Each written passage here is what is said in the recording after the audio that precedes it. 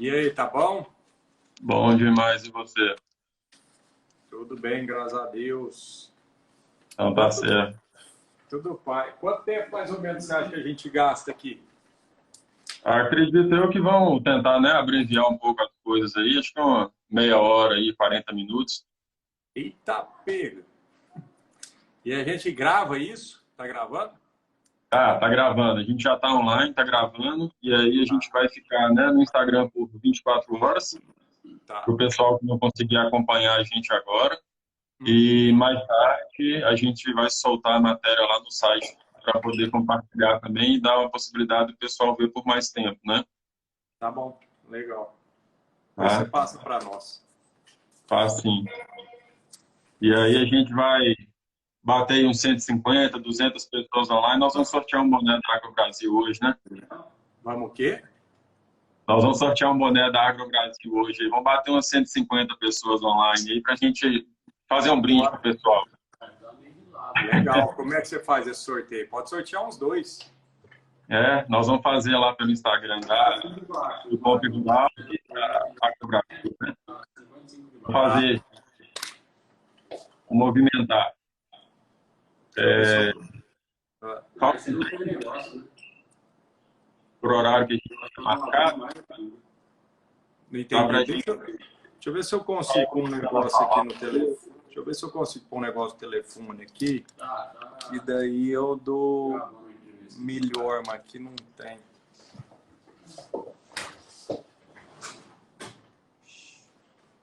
Quem tem o iPhone aí, um negócio assim? Não. Fone. vamos acompanhando aí, pessoal. Falar sobre o mercado do boi, exportação, mercado futuro. Bom, vamos falar por aqui mesmo. Tem jeito de eu pegar, não tem. Não tem. Porque quando o cara negocia, Mas Não tem um acho que negócio para pôr o no áudio tá ouvido. beleza. É? se for dentro de O áudio 24 está horas, tranquilo, Tá. Pra não, vamos embora. Podemos começar. negociação ontem, entendeu? tranquilo. Caio, para quem está acompanhando a gente aí que não te conhece ainda e tudo, Caio Junqueira, ele é analista de mercado da Cross Investimentos e parceiro da Agro Brasil, que acompanha, né, a gente aí nessa parceria com o Configural, falando sobre o mercado do boi, trazendo notícia em tempo real para o pecuarista e para quem, né, faz parte da cadeia de carne. E hoje a gente marcou essa live aí para a gente entender um pouco sobre esse mercado e essas incertezas, né, que foram estabelecidas com essa quarentena, com essa crise do coronavírus que acabou pegando o mundo inteiro de surpresa, não é só o Brasil que passa por isso. Então a gente vai tentar entender um pouco desse cenário. E aí, cara, dentro disso, o pessoal, né, mandou para a gente aqui, perguntou durante a semana essa oscilação no preço da arroba, né, que a gente vem sentindo, e a pergunta que todo mundo quer responder com muita certeza e muita objetividade, mas acredito que não existe uma resposta ainda extremamente certa e correta para esse momento. Mas qual que é o viés dessa cotação, né? A gente tem uma perspectiva para essa semana de alta, de baixa, em relação a esse consumo, né, interno dentro do mercado, China comprando e aumentando cada vez mais os volumes, com o retorno da economia do país.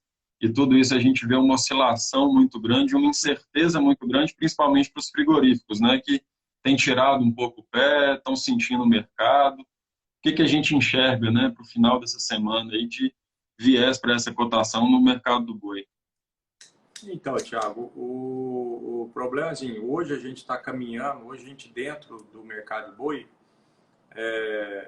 se a gente tiver que apontar algum culpado para tudo isso que a gente está passando, a gente precisa apontar para a China mesmo. Então, a gente apontar, muitas vezes existe uma briga entre pecuarista e entre frigorífico, que é justamente essa briga de preço, entendeu? O frigorífico, o pecuarista quer vender boi num preço, queria vender boi num preço semana passada, e aí de repente o frigorífico manda, por exemplo, R$ 200 aqui dentro do estado de São Paulo, e essa semana o frigorífico está tentando comprar boi a 180 ou 190.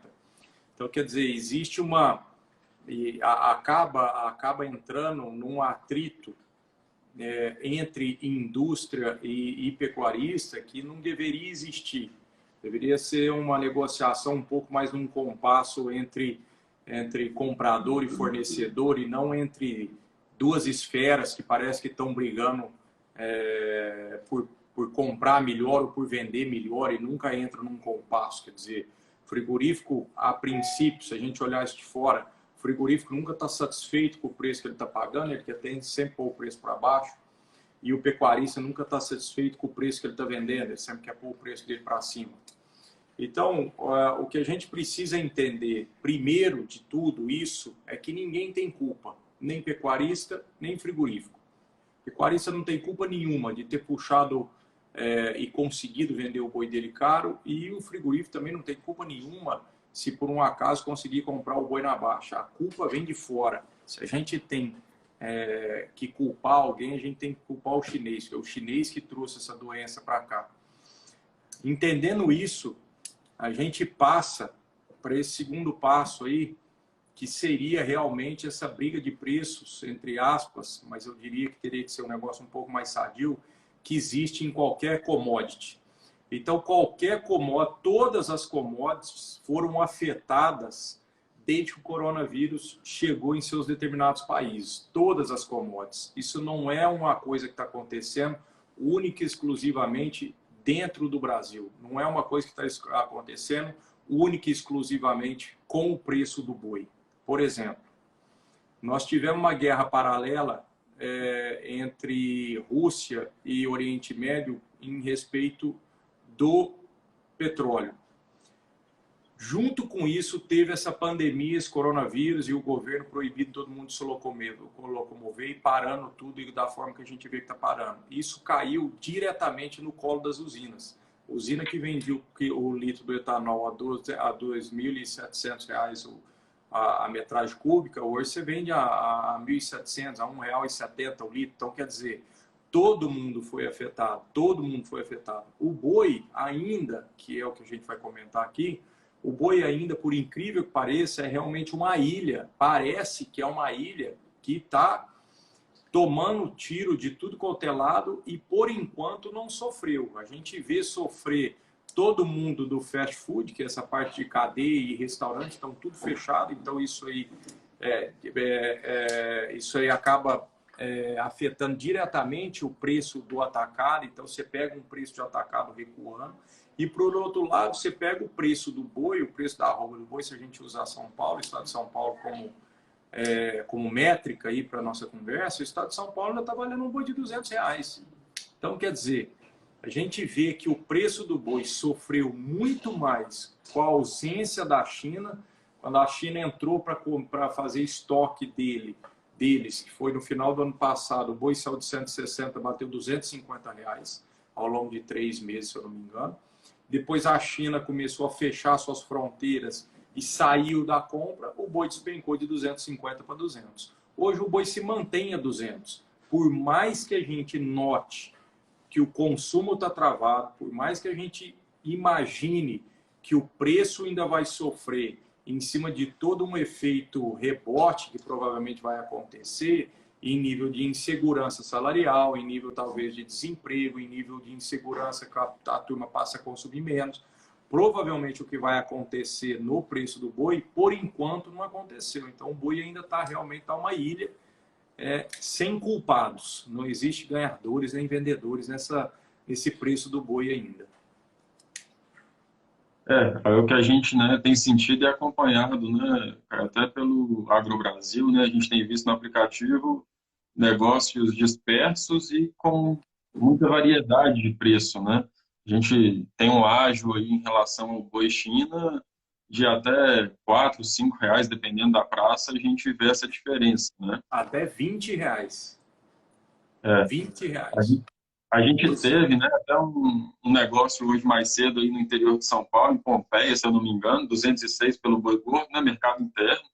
Foi um preço aí realmente diferenciado, né, perto do que a gente vê, mas a gente viu uma média aí desde a semana passada, arroba em torno de R$195 a R$200 para a Praça de São Paulo, né?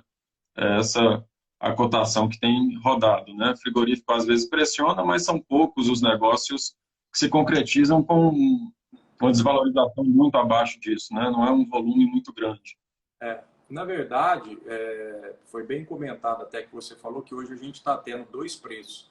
Um preço quando o animal encaixa no mercado da China, e para isso ele tem que ter idade cronológica dentária de até 4 dentes, e a idade cronológica dele, dentária dele, precisa bater com a idade de GTA, que a gente chama que é a idade de papel, que é no máximo até 30 meses.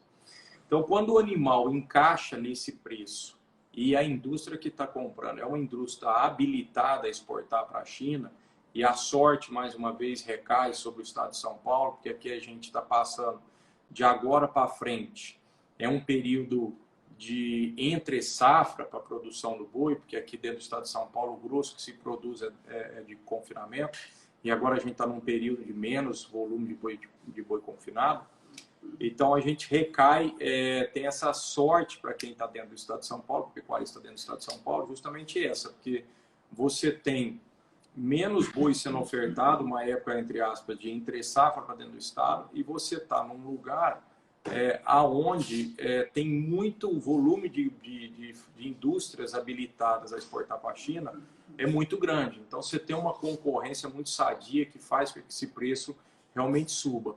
Em alguns casos, a gente vê o animal sendo negociado a R$200, e se por um acaso esse animal não enquadrar nessa categoria de animal China, a indústria vai tirar até R$20. A gente vê isso acontecer.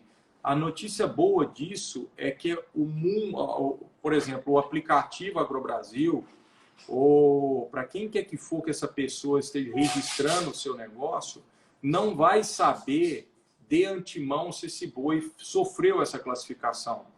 Então ele vem para o mercado, ele faz uma notícia, entre aspas, uma notícia muito boa, que o boi está valendo R$200 ainda. Mas quando o pecuarista vai lá, bate o boi, tira a roupa do boi, faz a análise, pode ser que ele receba nesse lote, nesse conjunto de lote, talvez até R$20 a menos. Mas aí o mercado já passou, entendeu? Então também é uma correlação.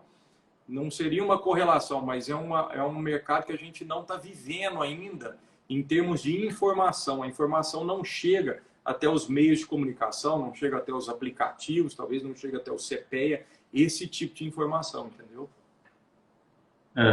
Isso a gente, né, sente, e o que a gente, né, pelo menos eu falando da parte, né, da comunicação, a parte jornalística, né, do mercado do boi, o que a gente, pelo menos, enxerga no histórico, né, cara, é que se a gente tivesse tido esse final de 2019, igual foi com essa alta da arroba, isso há 6, 7 anos atrás, talvez a gente não tivesse a magnitude toda qual aconteceu, né, principalmente por causa dessa forte comunicação que a gente tem hoje e aplicativo, né, igual o AgroBrasil, onde o pecuarista consegue informar ali quase que em tempo real se ele está vendendo, se ele está comprando, qual o preço ele está vendendo, qual frigorífico ele está vendendo.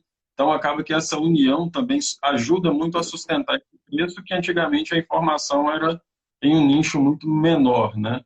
A gente, pelo menos, enxerga um pouco disso no mercado. Sem dúvida, a tecnologia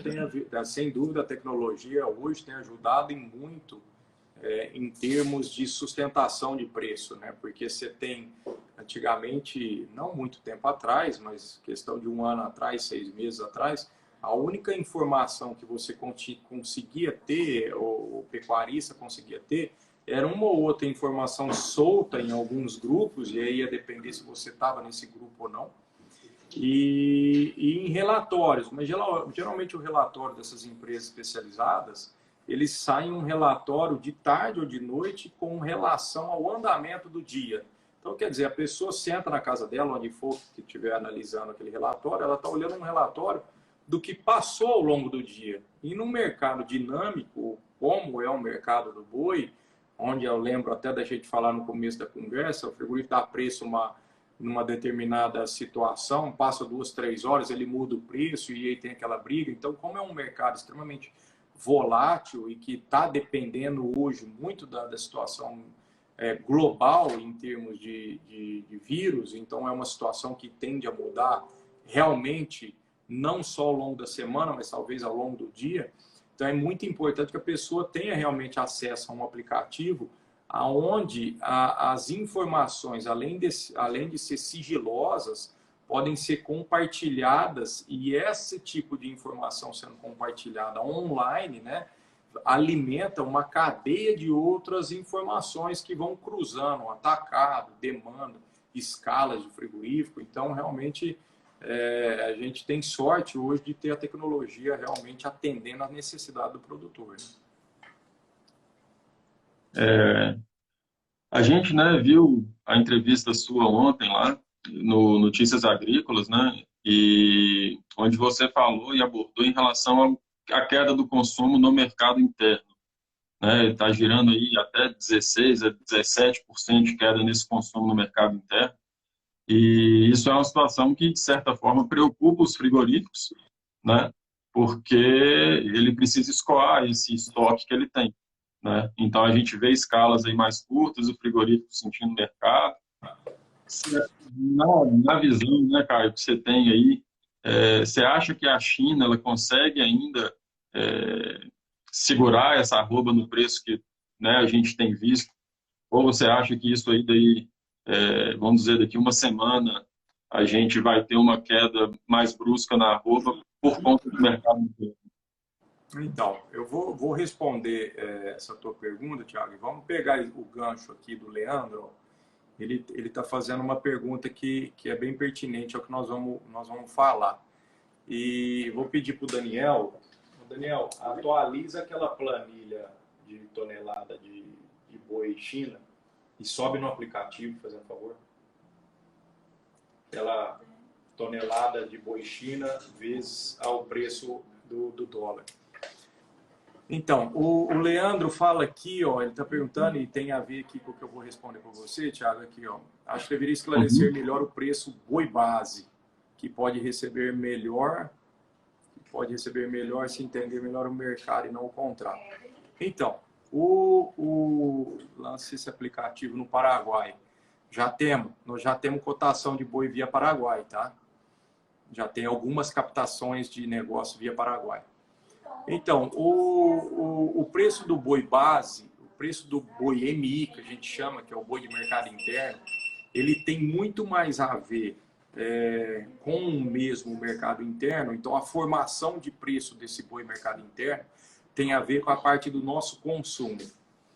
Então, a gente tem hoje duas cotações. O mercado boi China, que precisa se adequar na qualidade, no tipo do boi, que seria principalmente a idade dentária aí do documento, que seria o GTA. E também esse boi, ele não é negociado em qualquer indústria, né? A indústria, para comprar esse boi, ela precisa ter algumas habilitações que são extremamente difíceis de se conseguir. A China é extremamente rigorosa nesses termos, quer dizer, até um contraponto, né, tão rigorosa em importar a carne e deixa o pessoal lá comer carne de morcego, né? Mas vamos lá. Então você precisa ter isso e oferecer o seu boi para esses frigoríficos que fazem essa exportação, que estão habilitados. A última notícia que nós tivemos é que a China cortou novas habilitações para dentro de 2020, então dentro de 2020 nós não teremos novas indústrias a serem habilitadas aí para poder comprar esse boi. Mas a formação de preço hoje, nós vamos acabar de subir aqui no aplicativo, ela sai de uma tonelada por dólar exportado, tonelada de carne, um preço de tonelada de carne exportada por dólar, e aí você multiplica, então tem uma correlação muito fina em termos se o dólar sobe, a remuneração dessa indústria fica melhor, então você tem isso. E depois você tem a formação de preço do mercado interno. Então, a indústria trabalha com uma margem, quem faz China, tá? Com uma margem extremamente alta, tá? Para esse boi que ela consegue enquadrar para o mercado China. E trabalha com uma não trabalha agora com uma margem curta para o mercado interno, mas trabalha com uma expectativa de margem extremamente estreita para o mercado interno. Então, esse que é o problema da indústria hoje. Se você vende um lote de animal, 100 animais, e aí ela dá conta de aproveitar 80% desse lote, desses 100 animais, para ela tranquilo. Só que os 20% que sobra, ela não dá conta de fazer uma gambiarra e mandar para a China. Então, o que ela tem que fazer é desossar ou vender, sei lá o que for, e aí ela vai trabalhar aquilo para dentro do mercado interno. E o problema nosso hoje aqui no Brasil, de todo mundo que está no varejo ou atacado, é que a gente analisa realmente que a curva de consumo deve se desgringolar nessas próximas semanas. Na próxima semana, na outra ainda pior. Então a indústria tende a se modelar com isso. Ela vai com muito afinco hoje no boi China, e aí ela carrega um histórico dos vendedores, e aí, Tiago, é um dos motivos que o frigorífico provavelmente comprou aquele boi de 206, que ela carrega um histórico que aquele boi é um boi de bom rendimento, de boa qualidade, que realmente ela aproveita o lote inteiro. E aí ela carrega isso, paga um pouco mais nesse boi e aí diminui um pouco a margem dela no mercado interno. Então, nós estamos passando hoje no mercado de boi justamente nesse compasso, onde a indústria, se ela tiver habilitada para fazer China e estiver comprando um animal para a China, ela tem mesmo a vontade de pagar e não quer que esse boi vá para o concorrente dela, então pode até ter uma briga. E, por outro lado, se esse boi é só um mercado interno, é só um mercado UMI que a gente chama, o cara não tem interesse nenhum em comprar, principalmente se ele for uma indústria habilitada para a China. Então, as indústrias melhores e habilitadas a exportar para a China, elas focam nesses animais, compram um pouco mais, pode ter até uma briga entre elas de mercadoria, e aí pode sair uma explosão de preço, pode não uma explosão, mas um preço fora da curva do normal, e aí quando você entra no mercado interno, parece que ninguém quer comprar, principalmente se for um mercado de vaca, às vezes um mercado de vaca de descarte, às vezes um mercado de vaca mais velha, isso aí não tem nem mercado, o pessoal não quer nem dar preço. Então, a gente tem essas duas avenidas aí de preços extremamente distintas uma da outra, né? A gente, né, você comentou, cara, em relação aos frigoríficos, né, a gente teve essa notícia aí na semana passada de que a gente não vai ter novas habilitações por parte da China, mas, por outro lado, a gente vê um número de paralisação de frigoríficos, né, são 11 plantas aí ao todo que já estão, né, com férias coletivas, que estão tentando entender esse mercado aí para ver se volta, se não volta por agora, como é que vai ficar essa situação, e isso tudo influencia também no preço desses animais, né? Sim. Então, assim, o que a gente vê de perspectiva para as próximas semanas é de realmente uma arroba que pode vir a cair no patamar que ela está hoje, né? Principalmente por conta desses fatores do mercado interno e dos menores frigoríficos, né? Os que não estão habilitados ou os que estão em férias coletivas, né? Isso pode impactar principalmente região de Mato Grosso do Sul, que acho que é onde a gente tem um número de plantas mais paradas, né? O problema realmente com o mercado interno é que a indústria ela consegue pegar, e todo mundo que estiver disposto a ir atrás desses dados consegue com uma certa facilidade. Então, as leituras que o mercado nos passa são leituras de gasto com cartão de crédito, cartão de débito, são leituras, mesmo até leituras até de posto de combustível e consumo de combustível de modo geral. Você vê que são leituras que chegam ao mercado com um recuo de 70%, 75%, 80% em alguns casos. Então, você vê que é uma leitura de menos consumo mesmo, esparramado em vários setores. Então, a leitura que a indústria toma é que realmente nós vamos passar por um período, até que essa quarentena se dissolva, nós vamos passar por um período muito complicado em termos de consumo. Então, a indústria que tem hoje várias plantas, você pega, por exemplo, vamos citar no caso JBS. JBS tem várias N plantas esparramadas a nível Brasil. E é óbvio que um ou outro lugar você tem essa planta, ela existe realmente, ela passa por um pouco mais de dificuldade em alguns períodos do ano de comprar o boi. Isso é normal. Às vezes que ela está num lugar, essa indústria está fincada, às vezes, num lugar onde ela só tem mais facilidade de comprar boi confinado, e nessa época o boi confinado diminui. Uma série de coisas, às vezes ela está inserida numa região que hoje está com muito eucalipto e menos boi. Então você tem uma série de coisas que podem melhorar ou piorar a oferta, o fluxo de compra de boi ou de vaca ou de novilha para essas indústrias, conforme onde ela está localizada. Então, se a gente pegar como base, realmente, como exemplo, o JBS, que é o maior e é onde tem mais indústria, o pensamento, e eu estou falando isso da minha cabeça, não estou usando ninguém, nenhuma fonte e tal, eu imagino que eu faria a mesma coisa se eu fosse dono de um conglomerado desse, é que como a indústria está me dando muita margem em termos do animal exportado para a China, eu priorizaria, se eu fosse dono da indústria, eu priorizaria as minhas indústrias que estão habilitadas para fazer China. Essa seria a minha primeira prioridade em termos de período de quarentena para dentro do Brasil. Então, esse seria o foco, comprar bois destinados ao mercado de China. Quais são minhas plantas destinadas para a China? Vamos supor que eu tenho, JBS no caso, não sei quantos ele tem, mas vamos supor que ele tenha 10, de um total de 50 plantas. Então, um quinto eu largo funcionando, full time, 100% de capacidade, para meter o pau e focar a China. O resto é um mercado meu que está direcionado ao mercado interno. Então, eu sei que o mercado interno vai sofrer. Qual é a minha expectativa, então, para essas plantas? Quais são as plantas que estão com mais dificuldade de comprar, com menos fluxo? X e X. Férias coletivas. Vamos parar esse pessoal aí por 30 dias, porque não está compensando. Já é uma planta deficitária em termos de venda, que só é mercado interno. O mercado interno provavelmente vai sofrer. Já vem passando por um período que está com pouco fluxo, fecha 30 dias de férias coletivas. Com isso, o próximo passo do futuro aí, do preço do boi, no caso, seria provavelmente sobrar um pouco mais de boi, porque a boca de compra acaba diminuindo. Você acaba tendo menos compradores nessa gama de milhares de compradores, de milhares de indústrias. Então, você diminui a capacidade da indústria em comprar, você fecha algumas, até que isso melhore, com isso começa a sobrar boi.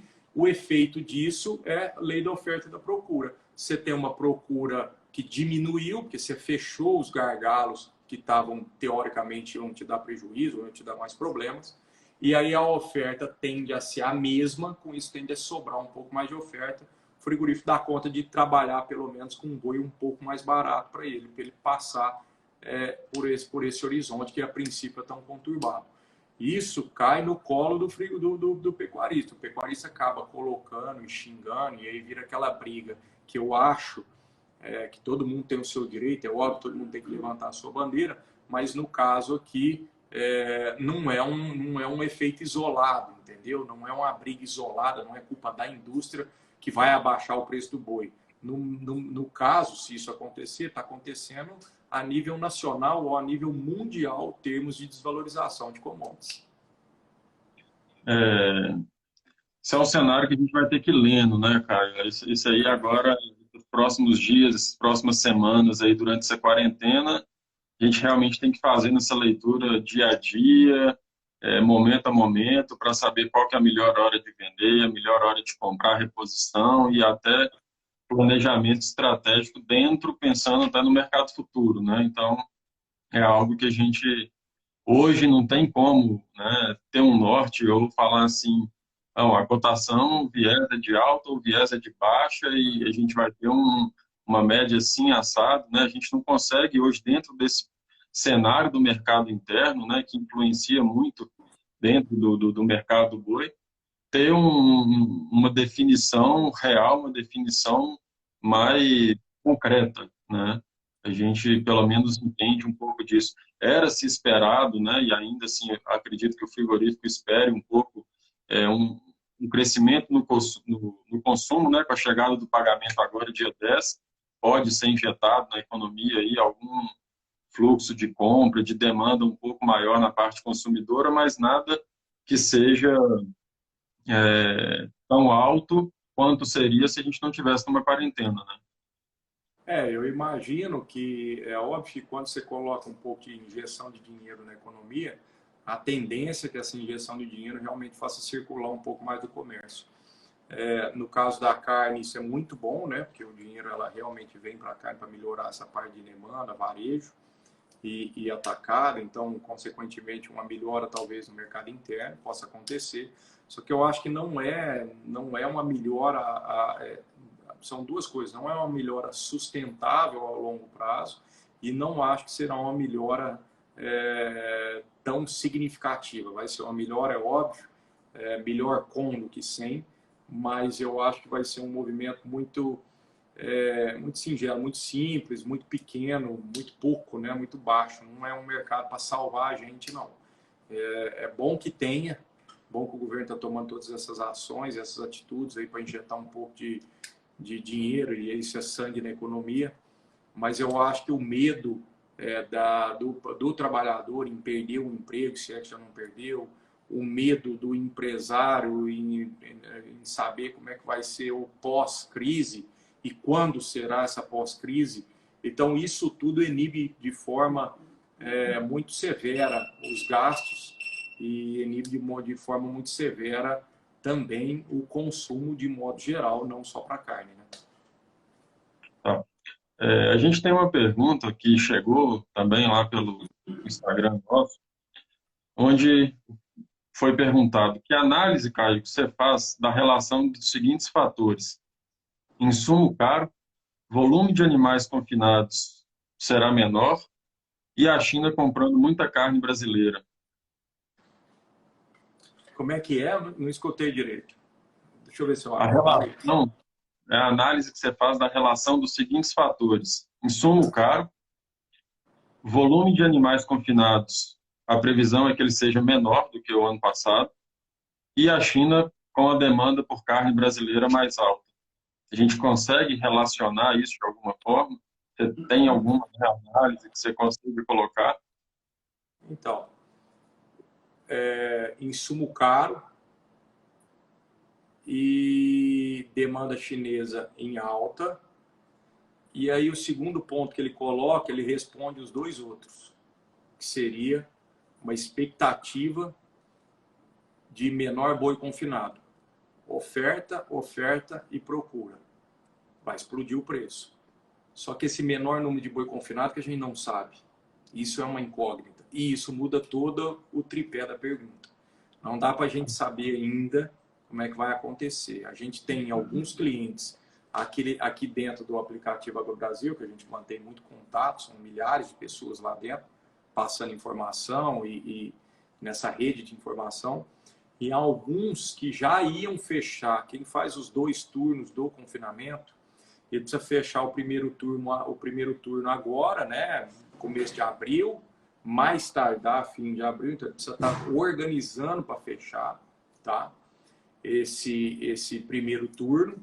E teoricamente ele anda 60 a 100 dias, depois fecha o segundo turno. O que a gente tem visto aqui ainda, e a gente tem que salientar que o primeiro turno do boi confinado é sempre um primeiro turno muito menor, muito aquém do segundo turno, que vem ser o grosso, que daí o animal já está na seca, e vai toda uma necessidade de pasto, e aí não tão estratégico, mas muito mais uma necessidade, então ele tende a ser maior. O que a gente tem sentido do primeiro turno é insumo lá em cima, e aí bate, um consumo na China realmente retomando de forma agressiva e rápida e aquecida. E o que está acontecendo agora, para fechar o primeiro turno, é que o pessoal tem postergado realmente a fechada do primeiro turno. Só que uma coisa a gente precisa levar muito em consideração nessa pergunta é que, geralmente, quem faz os 2 turnos, e a gente está exatamente no primeiro turno, quem faz o segundo turno só, não começou, ele está comprando, está de leve ainda, mas ele ainda está com um horizonte muito para frente, se ele vai fechar ou não. Então, isso não está sendo decidido agora.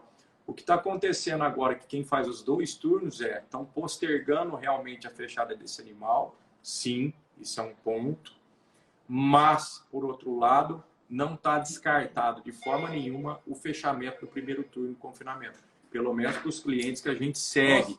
Não é lá um horizonte muito grande, mas é uma expectativa. Por que a gente fala isso? Porque o pecuarista, a indústria, o pecuarista em geral, quando ele se organiza a fazer esses 2 giros, ele já está esperando a receita desse primeiro giro, ele já vem tudo organizado, ele já está com esse fluxo de boi dele confinado em cima de um arrendamento, que provavelmente vai entrar uma outra boiada. Então é um fluxo um pouco, é uma dinâmica que muitas vezes o cara não consegue sair dessa engrenagem. Ele, teoricamente, é óbvio que ninguém é obrigado, mas teoricamente ele quase que é obrigado a continuar nesse fluxo dele, porque todo o esquema de geração de caixa, todo o esquema de expectativa de caixa, de fluxo de caixa, todo o esquema de compra de ração já foi feita. Então o cara muitas vezes não vai deixar de fechar o boi, justamente porque ele está nesse ambiente. Pouquíssimas vezes eu vi acontecer ao longo aí dessa experiência que a gente acompanha o mercado desde que a gente nasce. Pouquíssimas vezes eu vi o pecuarista deixar de fechar o boi. Esses maiores, né, que fazem 2 turnos geralmente, pouquíssimas vezes eu vi ele deixar de fechar por um ambiente igual ao que está acontecendo agora. Então eu acho que a tendência é que, se esse período de quarentena se prorrogue mais, a tendência, é óbvio, é ir assustando cada vez mais o confinador e isso aí se achatando, mas por enquanto eu não vi nenhum movimento ainda que indique que o pessoal não vai fechar boi, não. Por enquanto, ainda é muito cedo, né? Mas por enquanto o movimento está muito retilíneo aí, que o pessoal fechando boi. E assim, um ponto, né, que a gente tem que levar em consideração, né, cara, que a gente veio falando durante a conversa, principalmente em relação ao mercado chinês, né? Porque o animal confinado ele entra na categoria, né, para padrão de uma forma mais fácil e mais rápida. Então isso acaba sendo até um estímulo para o número de animais confinados, né? Exatamente. Como a demanda é muito boa para o boi confinado China, e lá você tem a China que já está saindo desse período de quarentena, então quer dizer, está muito na nossa frente, e então você tem já um ambiente muito mais claro para a China, você vê as indústrias movimentando para comprar, então provavelmente o pessoal vai fechar justamente em cima disso. Você tem é muito mais fácil você fazer um animal preparado para a China quando você está confinado do que quando você está com ele aberto. Tá com ele em pastejo, né? Se tiver ok, eu te ligo aí de volta. A gente tem a pergunta aqui do Neto. Tô vendo aqui. Isso, acho que é um consenso, né, cara? Isso aí a gente já tem um histórico em que é normal essa migração, principalmente quando acontece, né, momentos de crise dentro da economia, né? As proteínas mais baratas, elas acabam tendo um volume mais alto, e tanto que o preço do ovo essa semana bateu até recorde. Exatamente. Né? É o que eu ia salientar. O ovo também, né? Muitas vezes a gente esquece, mas o ovo também é uma proteína, né, de alto consumo, e geralmente quando a gente tem crises, ou prévias de crise, ou já instaladas alguma crise, você vê que o consumo do ovo sobe muito, aumenta muito. E nós tivemos exatamente isso que você falou, Thiago. Nós tivemos, não sei se foi a semana ou a semana passada, nós tivemos uma reportagem falando justamente isso, que a venda de ovos tinha batido recordes em termos de volume, né? Então isso realmente, para quem comanda, para quem acompanha a demanda, para quem acompanha mercado mais a fundo, você vê que isso realmente é uma indicação muito clara que nós vamos passar provavelmente por um consumo de carne vermelha geral, frango, porco e boi, realmente por um período de retração de consumo. Você vê que o consumo de ovo já aumentou, então você tem já uma série de indicativos aí que indicam que o pessoal vai realmente ou vai consumir menos, ou está realmente se preparando por tempestades que ainda estão por vir, né? Então você vê que o medo realmente está instalado aí na população que está consumindo. Caio, para a gente finalizar, né, e não prolongar muito também, senão acaba ficando muito longo para o pessoal aí que vai assistir depois. A gente comentou, né, demanda chinesa aí crescendo, principalmente pela categoria, né, até 30 meses, animais com 4 dentes. E isso acaba trazendo uma nova movimentação, talvez aí até um novo patamar para o mercado de reposição, né? Um mercado que veio aí de um recorde no preço do animal, início de março, e depois, com o início da quarentena, a gente teve aí as negociações caindo praticamente a nível zero, né? Vamos dizer assim, foram poucas as movimentações de concretização de negócios dentro da reposição, principalmente na categoria do bezerro. Uhum. Qual que é a visão que você tem? O que que você enxerga desse mercado do bezerro, desse mercado da reposição, diante desses fatores que a gente veio comentando, né? Hoje a gente viu no AgroBrasil aí, tinha até um fluxo maior de negociações nessa categoria, né, em relação aos dias passados, e a gente já percebe o pecuarista movimentando mais atrás desse animal e também naquela curva, né? O pasto está muito bom ainda, mas agora a gente já entende que começa um período de seca, né? Então, a gente tem também a fazenda da cria precisando já desovar esse animal para não começar a perder peso no pasto e nem aumentar o custo desse animal na fazenda também, né? Uhum.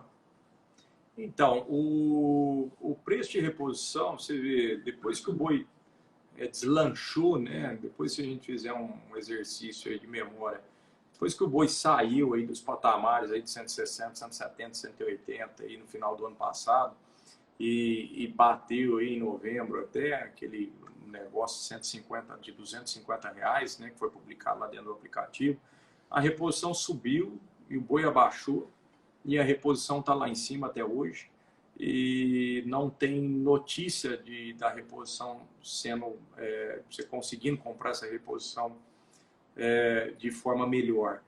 O que eu enxergo hoje é que se por um acaso o boi realmente entrar nesse declínio de preço, em cima de tudo isso que a gente falou, e pode ser que aconteça isso mesmo, vai depender do quanto mais essa quarentena vai durar, provavelmente a reposição vai ceder.